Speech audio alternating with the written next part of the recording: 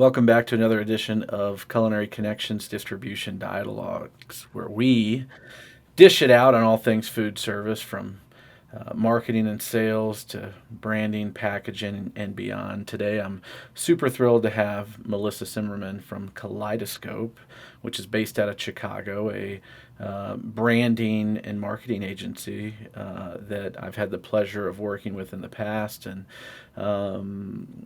in food service, it's interesting because, uh, well, let me back up. I just left a sales meeting with a 70 unit multi unit operator. And when you're presenting product to the culinary director and the procurement team, packaging does make a big difference in initial first impression, and that includes corrugated boxes. That is um, just general packaging, and food service hasn't up until lately really caught on to the importance of that. It's been a brown corrugated bag with, like, a lot code, or what have you, associated with it, or box rather, with 4 or 5 pound bags of whatever it may be. Or if you're buying a bottled anything in food service, it's typically, it just isn't the retail shelf. And I think that's been the mentality, is we don't have to brand it because it's not going on the retail shelf. So keep it simple, and it doesn't matter, it's getting thrown away anyway. But it really, really does matter how your product enters the kitchen. And I've had the pleasure of working with the Kaleidoscope team and seeing and being in their facility in Chicago to kind of see how they take branding to a completely different level that a lot of people don't ever get to see. But Melissa, I'm super thrilled to have you on. Why don't you give us kind of a little background of how you got to where you are? Thank you for having me, Ian. I'm so excited to talk with you. And I'm just so grateful for our ongoing partnership. How did I get here? I thought a lot about this after you sent me a list of preparatory questions. I really just follow my curiosity. I was a journalism major, and for a long time, I thought that had nothing to do with my career in marketing and advertising. But actually, curiosity is the link. And so that is what I have followed throughout my career. I started as a writer in retail. So I've worked for, catalogs, I've worked for big brands. I sort of segued into strategy probably 12-ish years ago when I was working on the Harley Davidson account. And I started to learn about the cult of branding through them. And then what I was really a part of at that time was data driven marketing. So we worked a lot on consumer life cycle, what it means to buy your first bike, what it means to be ready for your second or third, what it means to pass down your love of Harley Davidson to your children, to your family. So I learned a lot about branding. And it just kind of hooked me. I really didn't think too much about brands as cult or brands as love before that point. And then after that, I had the opportunity to work for some really incredible other brands. And I think being a golfer, this one will interest you. I was on the club car account for 6 years, and I got to see parts of Augusta that were kind of lost on me, not being a golfer, but that make golfers weep when I tell them about it. I had the opportunity to do a lot of B2B branding for them. So I kind of moved back and forth between B2C, B2B, and had the opportunity to work on so many amazing brands that are really part of like American culture and in fact global culture when you think about Harley Davidson and Indian motorcycles. And so I sort of parlayed my writing into a strategy career, but always with the ambition to be working for brands that people love.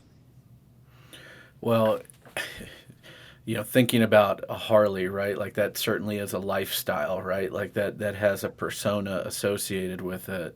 And now, how does that make its way into food service, right? It's typically just, if you look at the evolution of the way a restaurant or chef makes a purchase, it's been driven around price, availability.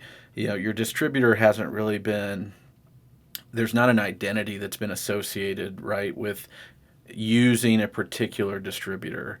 So I think there's a couple of different things. One, branding as a distributor and creating that kind of vibe. And then there's building brand as a singular product that sits on a shelf in a warehouse. And for anyone that maybe doesn't get time in a warehouse, right? You're obviously they vary in size. Some of the big broadline distributors now are at 1 million square feet, fully automated, right? You look down the aisle and it's brown corrugated and maybe there's stickers, and some people have went on and created, maybe elevated packaging and think, why does that matter? Well, for me, it's always, again, about the driver that's bringing in the dolly and it's layered different boxes. And then you think about when you walk into a walk in cooler, what's that perception? Not everyone's breaking every box down as soon as it gets delivered into the kitchen. It's going to sit in there. And, one of the first people that really took branding that really resonated was Ora King salmon, and Ora King salmon is out of New Zealand, ultra premium. It's allocated in some regards like Pappy Van Winkle, right? Like you only get so much, and it goes to top restaurants. And as a distributor, you're getting shorted. But if you buy a whole fish, the box that product comes in is this beautiful shiny silver box, and inside is a nice plastic laminate with QR code and a tag, and it just it it it has a aura of elegance. And I think about branding as a distributor and why does that matter, right? Like it is, you can paint a picture for customers. And I've had the opportunity to work with Baldor in New York, and I was just at their food show. And um, the fact that they had a tattoo parlor at their food show, and they had customers choosing to get Baldor trucks on their body as a permanent tattoo speaks a lot to brand and why. Because they do have a persona and an identity to the culinary industry, and they're not just perceived as just another delivery, uh, outlet. And look, there's no perfect distribution company. We deal in the perishable food business. Like, things are going to happen, right? Like, and the life cycle, comparing that to a Harley, right? Like, you save up, save up, save up. You've always wanted a Harley. You've lived this Harley lifestyle, but maybe you didn't have the means to it, or you had kids and it just was, the timing wasn't right, but you've always aspired to have one. Here is that transaction that happens every day, and how does branding, stand out to you? And so, maybe give us a quick rundown on what you think in your eyes is the difference in brand versus marketing. Yeah, and you just touched on so many important topics. One being, are you a commodity or are you a brand? I think when it comes down to commodity, it's very easy for people to pass you over for the next cheapest, or somebody else who's giving them a different incentive. The difference, and I'll use someone else's words and then I'll share it in the way that I always look at it. I recently heard someone say that brand is differentiation. So at the end of the day, you are investing in brand assets, investing in things like having a tattoo artist at your booth, because brand is about differentiating yourself from your competition. Another way to look at it is brand is love, right? So brand is the emotion, it's the heart. Whereas marketing, which can get kind of icky because marketing really is all about money, but marketing is the head, and marketing is the way that you share that love. And marketing can come to life in 1,000 different ways now. Again, what you touched on with the experiential piece of having a tattooist present, that is like a whole new thing that we're seeing as part of a marketing mix. So customer experience, or CX, is really this very exciting new frontier of thinking about branding and marketing holistically. how do I merge the digital experience that someone has of my brand with a physical experience? We know that people are clamoring for physical touch points. They're clamoring for something sensorial. Um, Versus just because we're chronically online, we're chronically on our phones, and so we have to think about what is the stickiest way to keep a brand top of mind, and it has to merge both digital and physical. And so you're seeing really smart savvy brands doing that in more 360 ways. They're looking at ways to kind of be more memorable in people's minds, and every touch point matters. One of the brands that you showed us when we walked through the warehouse all those months ago when we first met was Chicho, the chocolate. And I never forgot it because it came in that orange box. And that was such a standout in that sea of sameness. And they had that bold, logo mark, and they had just really interesting, it was quite simple. I mean, there wasn't that much to it, honestly, in terms of the branding, but it was so different from what everything else that was in that warehouse that I never forgot it. And I had never even heard of that brand before.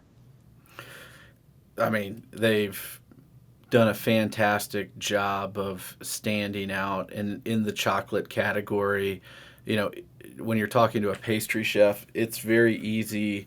If you're a trained pastry chef, there's a handful of chocolate brands out there, right, that people connect with. And if you went to a certain culinary school and that professor was partial to one particular type of brand, like you may always forever be a Valrhona, a Cocoa Berry, a Calabo, you know, just because that's what you grew up with. And it is, you know, pastry is it's an art and science where cooking can more just be just wing it. Little extra salt, right? It's funny when you talk to a chef, they're like, well, what's the recipe? They're like, well, with a pastry chef, it's like 200 grams of this, 100 grams of this. Like they're very dialed in. But in that sea of sameness, right? When you think about packaging, when I got into distribution and walking to the warehouse, it was the sea of sameness. It was just like a 11-pound box of chocolate and it all looked the same. It just had a different logo. And I guess that is something too, like brand isn't your logo, it is more like my logo and my color and my icons and my font style, all that packaged together, can invoke emotion and identity if you do it the right way. And again, historically, food distributors have been family owned and operated. There hasn't been a whole lot of emphasis in needing, because it's been hand to hand combat. You go and you have a fleet of salespeople, and it's been one on personality of the salesperson, persistence, and not necessarily. If Ian leaves A distribution company and goes to B distribution company, there's a high likelihood that that restaurant will give me an opportunity just because of the work that I've done. They're not necessarily connected to any one particular distribution company, but it really having the right brand assets to help you storytell and become something bigger to the customer, that you can be valued more than just a price list is huge. Thinking through that a little bit, when you're onboarding a client and maybe there's a client that you know has had deferred maintenance in investing into brand assets like their website, everything, right? What are some key things that you guys talk about, look for, or what are the questions that are asked that can maybe help you figure out who they want to be when they grow up?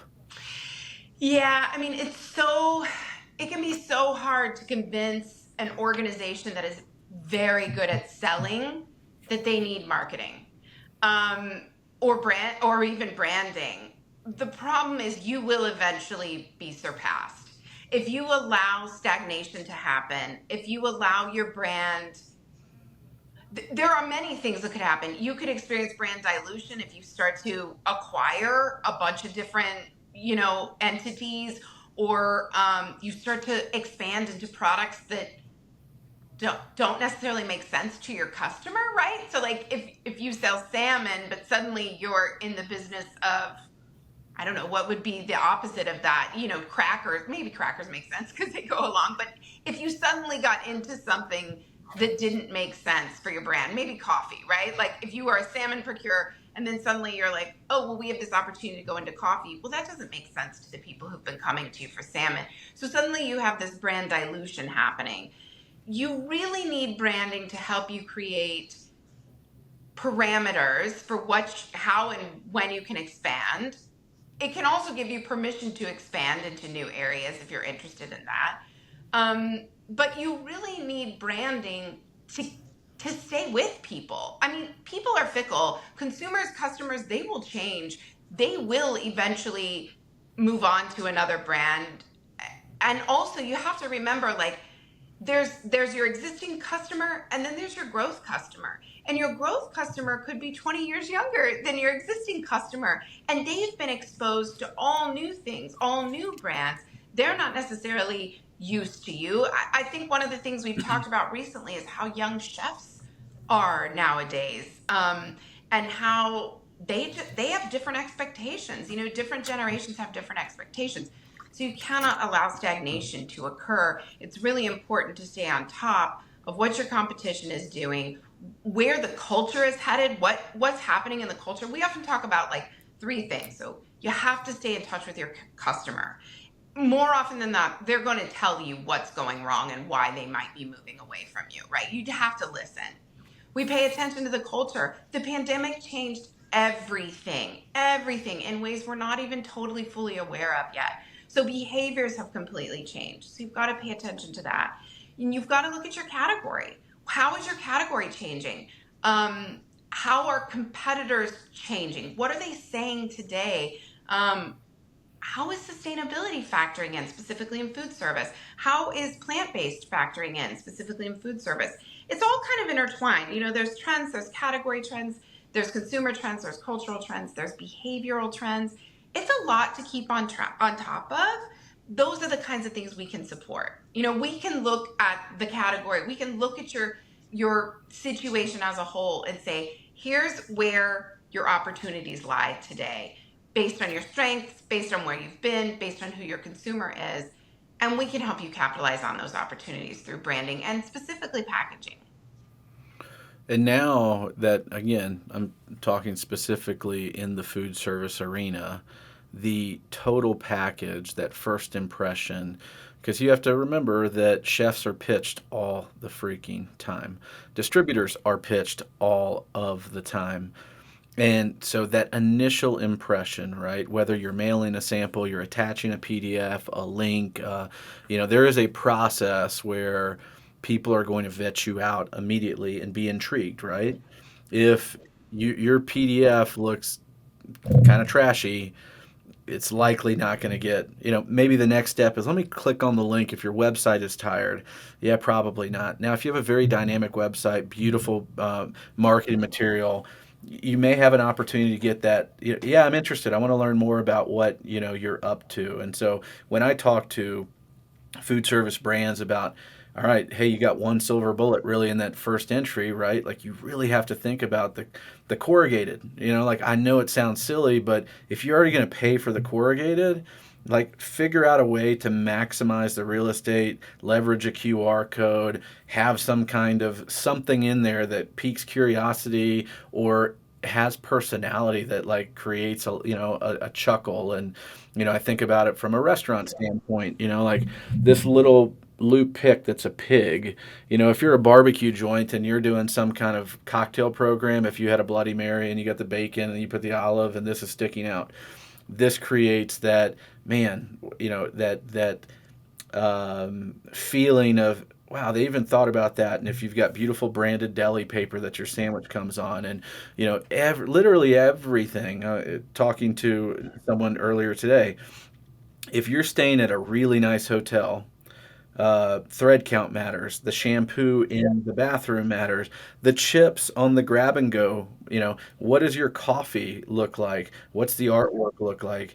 And last week talking through a podcast, you know, our expectations of as consumers have changed. Like before, it was I can stay at a Marriott and they all look the same and they all feel the same and it's fine. I know what to expect, right? And look at Chili's, look at the restaurant operator Red Lobster Olive Garden that really thrived in like the early 2000s. That was that was where you went.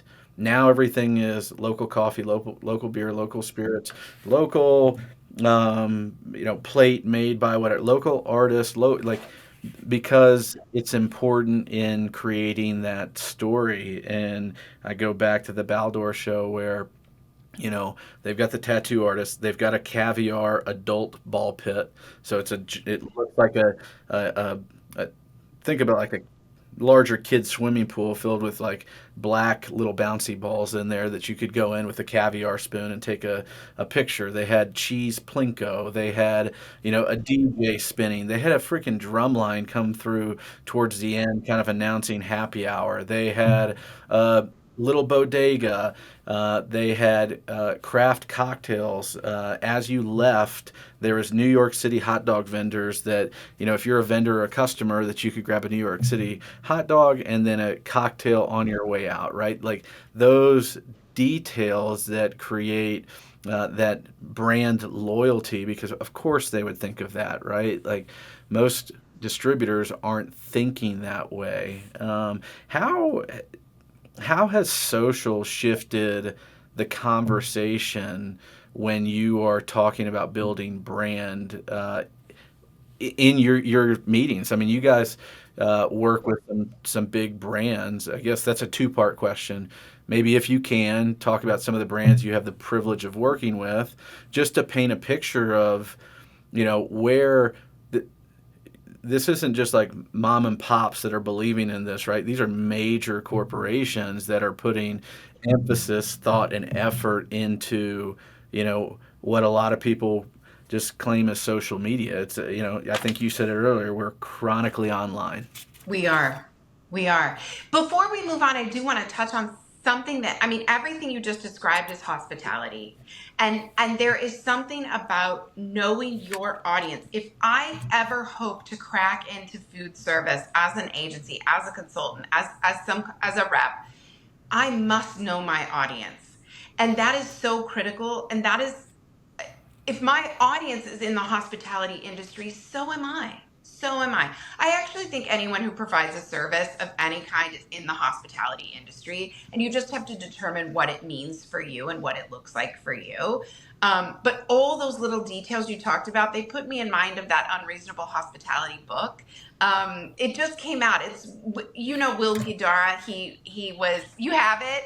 Yeah, so 11 Madison Park. Honestly, that book stayed with me because there were so many moments that he talked about. And I wrote something down, which is not news and will not be advice to any of your listeners, but be in the people business, not the product business. And I think if we all took that advice, how would that change how we operated? How would that change how we interacted? Again, it's moving away from commodities and moving toward adding value to someone's life. I just wanted to touch on that because I think that's so important and imperative in the food service industry. When we think about social, you had asked me a question about what I would do if I was launching a food service brand. And in fact, if I was launching anything, any kind of company, any kind of brand, the first person I would hire would be a social media strategist. Because I do not think you can scale. I don't think you can exist without social. You cannot scale without it, whether you're B2B or B2C. B2B just has some different nuances to it, but it's still relevant. You must be present. You just have to figure out what that looks like for you.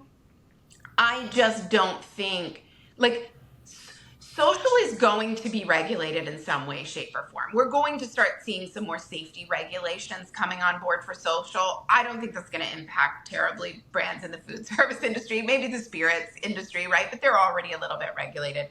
I think what you're more going to see is that people are going to continue to use, like, it's not going away. I think more and more platforms, some platforms may diminish some will grow. This is very natural. That's capitalism. But you cannot exist without social. So even though Kaleidoscope does not manage social media, we are we because we're in the business of branding, we think about it as a tool in your brand toolkit. It is absolutely essential. And the way you show up on social must be consistent with the way, with your brand values, with your brand mission, with the way that you're expressing yourself elsewhere. Now, we also talk a lot about branding by channel, and how you show up in each channel is relevant to the audience using that channel. So if somebody is coming to your website for ordering, they're going to need more information and education, certainly, than they would expect to get from your Twitter profile or your TikTok account. Those are going to be more for entertainment. Those are going to be more for news releases. I'm thinking of Twitter specifically, or X. You have to assess how you're using each channel, but it must be geared for the audience that is present for you on that channel. It can't just be self-serving. It has to add value once again, or they're just going to pass you by. Social is really fickle again, but if you have a very savvy strategy, we know, from using LinkedIn, the algorithms work. They get you in front of people. It does work, and it's a free tool. Why would you not use it? So social is very critical. Like I said, it'd be the first person I'd hire. Some of the brands we work with at Kaleidoscope, we work with a lot of grocery brands. So Aldi has been a client for a number of years. That's been incredibly educational, in looking at the private label space and how that space has grown. So something to think about, as a food service distributor, I suppose, is, watch private label. We're starting to see private label coming into its own. It's no longer a fast follower. It's no longer just your value option. It is a brand. Look at Target. Look what Target has done with private label. It is a brand and an aesthetic unto itself. You just saw Walmart launch its private label brand, which is in direct competition to Good and Gather at Target. So you're seeing, and they're catering to a younger, uh, more exploratory audience. Again, plant-based is big. Dietary preferences is big in these new private label. They are meeting customers where they're at. They're meeting consumers where they're at. And it's no longer just your budget-friendly option. So it has a lot of merit in its own right. That's been a really exciting space to watch. I hope that answered your question. Yeah, totally. Okay. I think a big part of the space of marketing and selling is being a practitioner and walking indoors and knowing, what's going on in the world, right? Like if you just sit in your office and you don't look beyond the walls of, wherever you're at, you're not networking to figure out, who, what, when, where, why, what's going on in the world, right? Like if you're just tunnel visioned, it's going to be difficult for you to have perspective of how things are changing. For me, I'm a shopper when it comes to like our household, right? Like I go to the grocery store. There was an article last week that CNBC came out with, like the era of the one-stop shop is going away. That the average consumer last month, I think they went to 22 different stores to get their groceries, and because we're seeing that you have loyalty to the butcher shop, or you have loyalty to, you're not really, you don't have to be loyal anywhere, and that can transfer to airline too. Like people just want to get from point A to point B, but really being a practitioner of seeing how Good and Gather has changed the private label game in retail, that it does invoke a quality, and just, you are good having that in your house as opposed to the generic great value of the past, right? So it'll be interesting to see how that changes in the space. But when it comes to social, too few people in B2B put emphasis on that. And I've said before, it's typically the youngest person. It could be the owner's son or daughter, and like beyond that, right? Like, and then you run into people too. Is how personal brand can impact you over the course of your career now, because Your digital DNA is your modern day resume. It's a reference point, your activity level. And I had an opportunity to give a talk last week to a sales organization in food service, and it was how do you maintain digital relevancy today? And, you know, you get people, I don't even know what to talk about. Well, there's product, there's, you can talk about the four P's and spinning that, right? It's not necessarily that, I want you to buy this pen is invoke emotion on how this pen can create a human connection, right? Nobody writes letters anymore. This pen allows you to maintain some kind of a, blah, blah, blah, blah, blah, right? And, uh, your personal brand definitely carries over when you walk into a room. And so um, you can't get better without putting the reps in. If you think you're just going to put one piece of content out and be like, that's just not how it is. And you're not going to figure it out. Like you just have trial and error. And over the course of a year, if you put those deposits in, you're gonna get better. You're gonna figure out the algorithm, or it's not even about the algorithm. It's about producing content that people want to consume, right? And you can't get better without practice. And I get it. Like maybe you don't have the budget, right? Like you don't have, but I think if you earmarked 20 minutes a day, to calendar to see what people are doing and to try and the great news is as soon as you post it and someone swipes through it, you are old news. You are so old news, right? Like and knowing that and letting go of this like but I don't look good on camera. My voice isn't right. I'm just not like that's definitely a self consciousness that I think everyone has to deal with on their own. But knowing at the end of the day, nobody cares. Like they're they are just gonna swipe up, and it really is about creating noise so that you're in that top of mind funnel. One of the really cool things that I got to see when I went to go see Kaleidoscope was your workshop. Talk about the workshop and its importance in creating painting a picture for someone because a lot of people may think like you know, an agency is, we're just going to do some Zooms and, you're going to get an idea and you're going to get your brand toolkit and you get ushered along. But it's really cool how they take branding and personality and bring it to life through their workshop. That's right. Yeah, I it is, first of all, we're a maker culture. We were founded by makers. We were founded by people who tinker, build, craft, and that is still very much part of our DNA. So the thing that Kaleidoscope is very unique for is that we not only have the branding and design apparatus, but we also have a prototyping, an implementation, prototyping, and model shop all under one roof. I mean, we're spread out over the country, but you get it. We're all under one company. That means that we never will sell you an abstract idea and just say, good luck with that. We are going to help you make it real. So if your idea, I'll just use this for an example, it is expensive to do a proprietary bottle or structure, right? But if that is something that you're interested in doing, let's say we come up with the idea. So we'll go through all of our strategic research, category, consumer, culture. We'll try to understand what's happening out there. Then we will go into design. Sometimes it's industrial design, always graphic design. We're always thinking about how do we differentiate you? So that's branding.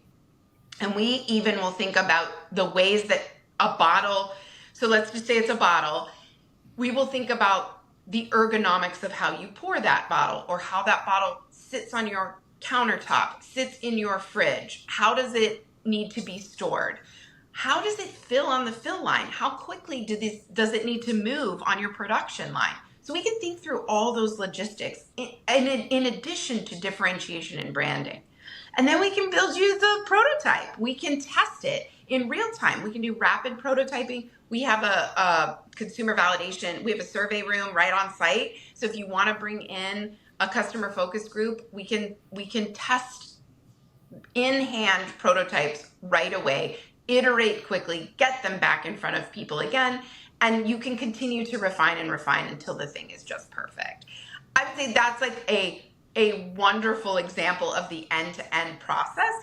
So once we would decide on something, we would get it consumer validated, and then we would go off and help you produce it, right? And we can do a number of models for just retail sell-in or retail test. We can do fun, like oversized models or life-size models for your trade show experience. There are any number of things our model shop can create. I've seen them do amazing things. If you come with an idea, you could even print something out that you generated through AI and we can build it. So know that it's a creative playground and we can do that. That's really an end-to-end sort of like perfect experience. Almost nobody comes to us with that kind of a project. They're always somewhere in the middle, right? Or somewhere, they may be at the beginning, they may be at the end.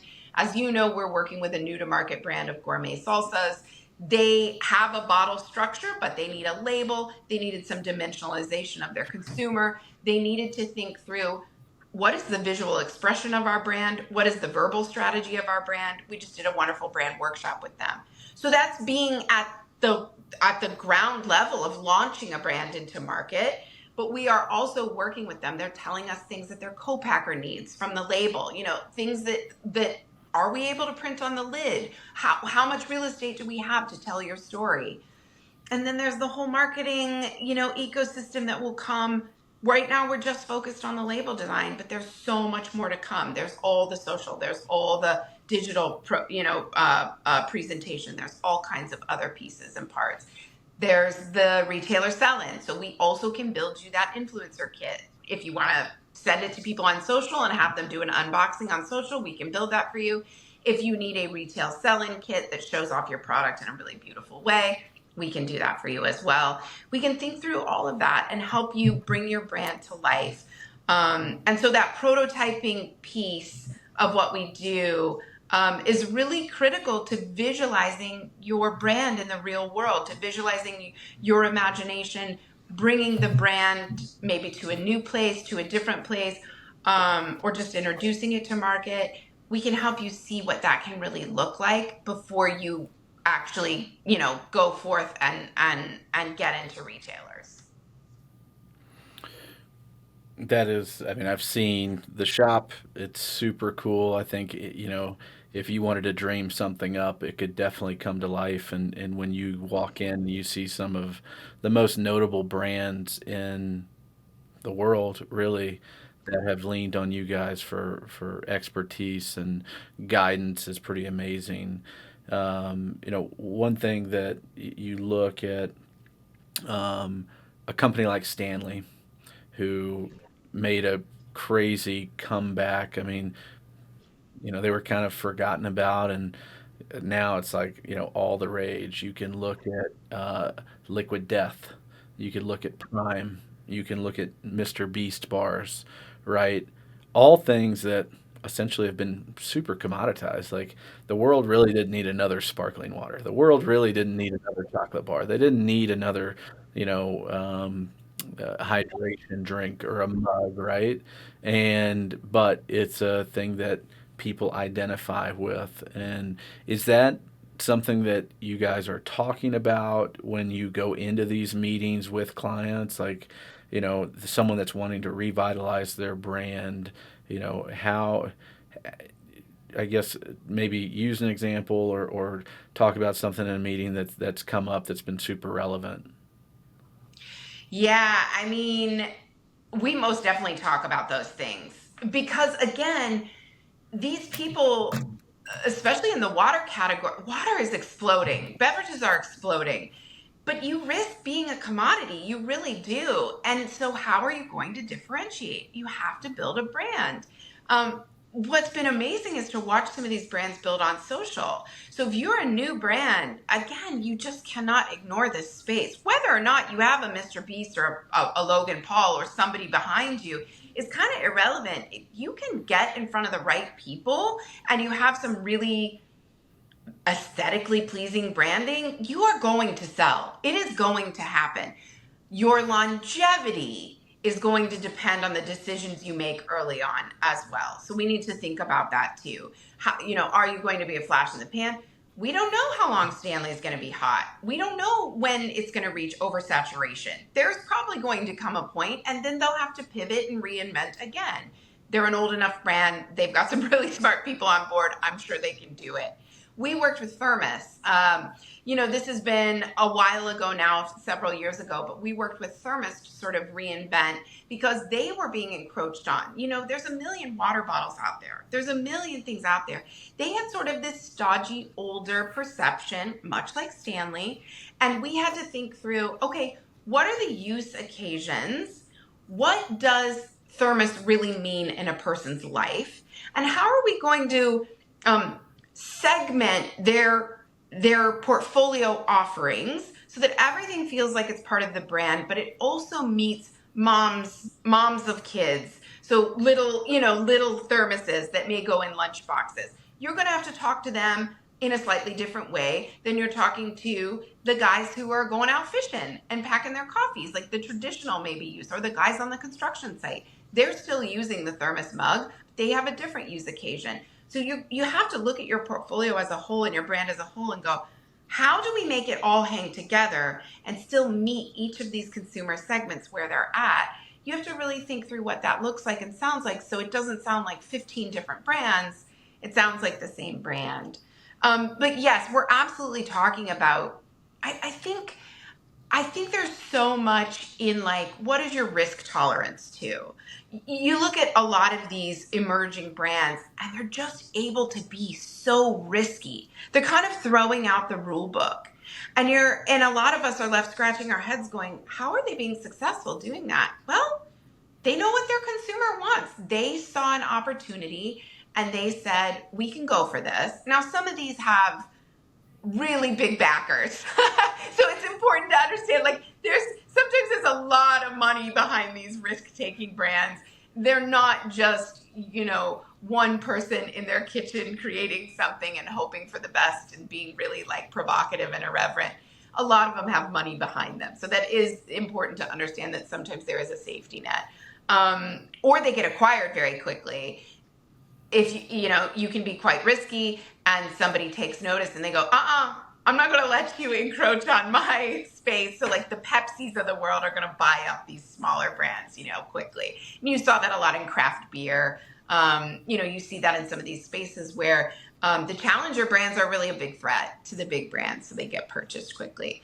But I do think you have to assess a marketing team's risk tolerance, a brand's risk tolerance. How far can we go? Stanley probably never thought 5 years ago that they could put out a pink water bottle or a little smiley face straw cover. But here we are. So things can change, and you have to be willing to. I actually just did some research on TikTok and the speed of TikTok and how it influences our trends. And TikTok has this really dynamic way of identifying the longevity of trends. They actually have different names for them. So some are like fads, some are a moment, and some are, something else that lasts. And they'll quantify for you how long each thing lasts. So if you're a marketer, it behooves you to pay attention to those. If feta cheese is the trend, but it's only going to last for a week, maybe your brand doesn't need to make any changes. If we suddenly start seeing people talking about feta cheese as a really great meal replacement or the new meal, as a brand, you may go, how do I get in on this and how quickly can I capitalize on it? So you really have to think through what makes sense for you. But that's why it's important to have your brand values set, your mission, vision, values, all the things you and I have talked about so many times, because those are your filter for decision making. Where are the eyeballs of your office when it comes to eyeballs and ears when it comes to keeping up with trends? I mean, obviously, if you're involved with it, you can just live on social and get a vibe for what's going on in the world. But are there any publications, podcasts, any type of, anything that you're reading to kind of like, if somebody's out there that's like, I don't even know where to look, where should I start to look? Where do you invest some time? As a strategist, like I spend a lot of time on social. I really do. I think because in terms of the culture, I do think you're only seeing a curated assortment on social as well, right? It's all based on my preferences. Yours is based on your preferences. So while sometimes we may see the same thing because we're in the same industry, it is important to understand that it can kind of be an echo chamber. So you do have to be mindful of that. We talk a lot about our POV on research because we engage with brands at many different levels of research. We can sometimes we come in and we are given research on their consumer and we digest that and we figure out how it makes sense for the specific project that we're working on, how it applies to that. Sometimes we are helping inform a consumer research study. So we might say, hey, we think you need to talk to these people and we think you need to ask them these types of questions. And then we also do our own research. Sometimes we will talk to a panel of consumers on our own. That's really rare though, because we don't want to be biased. So we don't want to necessarily go out and choose the folks that we talk to. More likely we are relying on a Mintel. So Mintel, if you don't know, is a consumer database. I mean, it's global. They have thousands of researchers, and there's a ton of consumer data on pretty much any CPG category you could imagine. So for us, there is a whole food service library on Mintel that we spend a lot of time in. There's an entire library on cannabis. There's an entire library on food and bev. So you can go very deep. You can just look up pet food. You can just look up, whatever it is that you're interested in. That's an incredibly important resource for us. It is subscription based, right? But if you come to us, we will happily do that legwork for you. There are a lot of free resources. Depending on if you're B2B, you might be looking at Forrester, you might be looking at McKinsey. So those are, those are out there for you.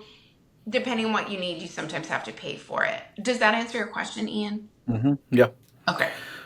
I know we're coming up on time. I'll leave you with Okay. one last question, and it goes back to if you were starting a brand in food service, what are some tips, tricks, things that you would do if you're at the farmer's market, you've got a great product, and now you want to graduate into, you know, trying to get to restaurants and trying to have that product and identity, everything come to life. You mentioned get involved in social, but what are some other key things that people can do to either refresh or just kind of, you're starting from fresh, Yeah. that you would say, hey, you probably should pay attention to these few things. Yeah. I thought about this question a lot when you sent it to me. I At first I was like, well, assuming I know I have a compelling product and a hungry audience, I honestly don't even know if you need those two things if you do the rest of it right. Because as we mentioned, Prime could have been a dog. Prime could have just died. Somehow there was an alchemy of branding and social media presence that made it work so well. And they happened to connect with a really young audience, the middle school to high school audience, and even I think, college. But like they mapped out this path forward and it really worked for them. So I would say build the right team because, as you mentioned, pushing content, being on top of your content and making sure it's a good value add for your audience and that it's fun or, educational, whatever you think your brand stands for, is exhausting. Content is exhausting. It's a machine. We used to talk about feeding the beast. Once you start it, you cannot stop and start it again. It's like exercise. Like you said, you got to do the reps. You've got to stay on top of it. So get yourself a good team. So social media strategist, new business development person. You know this better than anyone, Ian. Like having that, I think new biz development is an art.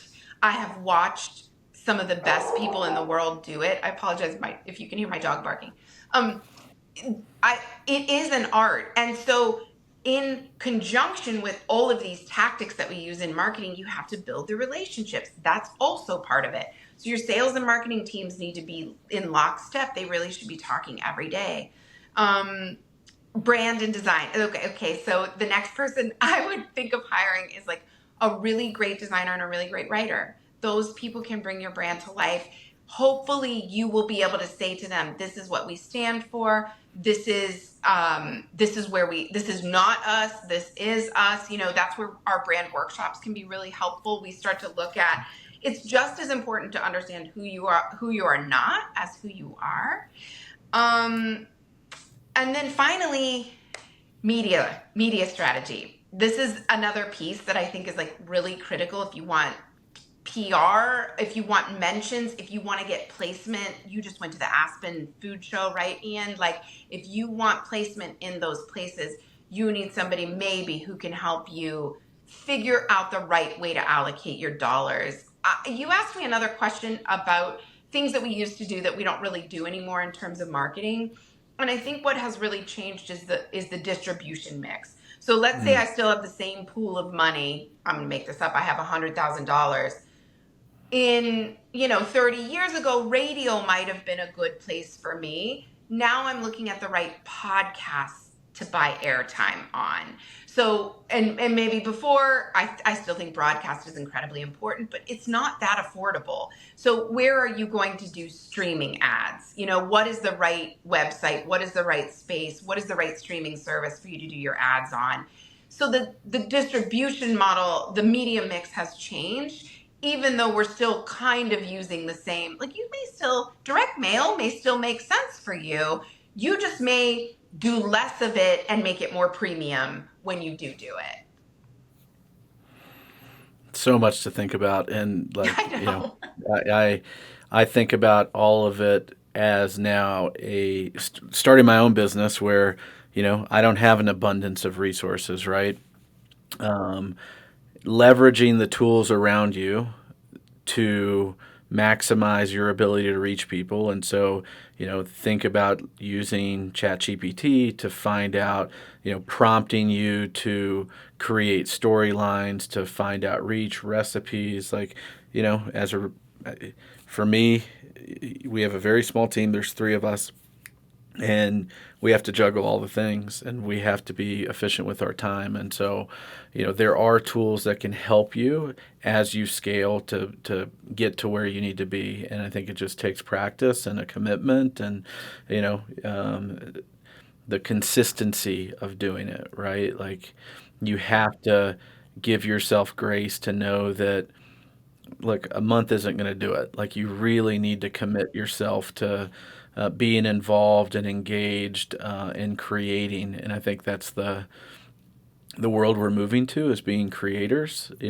Either you're creating as a part of an organization to reel in, do the business development and awareness. And then there is the responsibility of the organization, again, to create, to solidify, using you as an organization or you as a salesperson as a legit provider of services, and scalability and all those things. So and I think the other word that comes to mind is authenticity.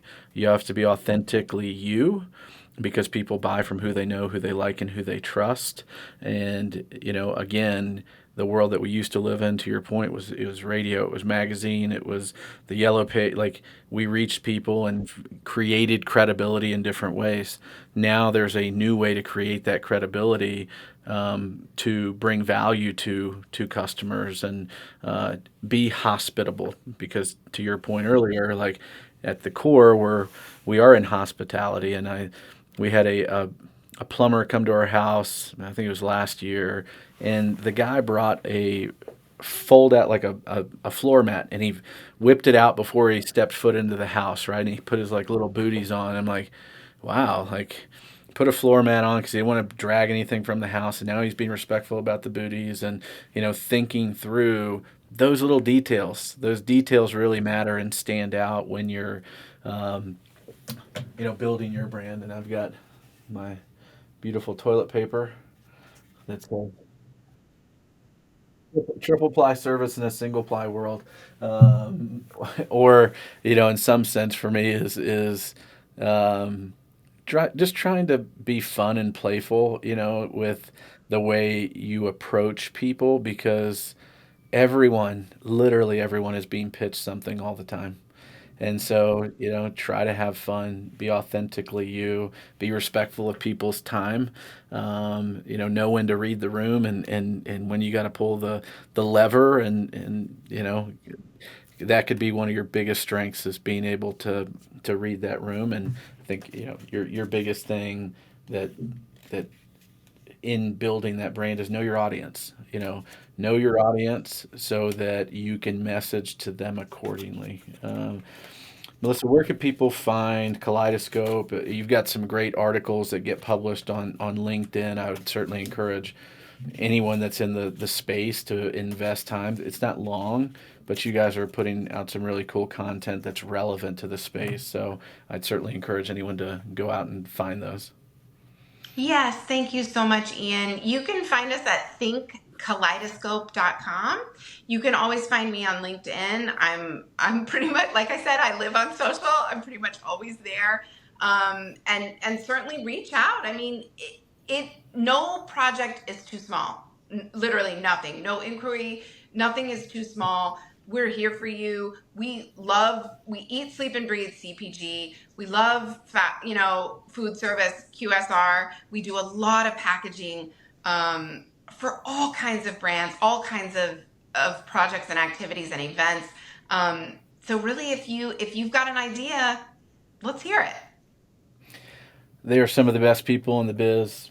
Melissa, thank you for joining me. Uh, and I look forward to catching up again soon. Thank you, Ian. I appreciate you.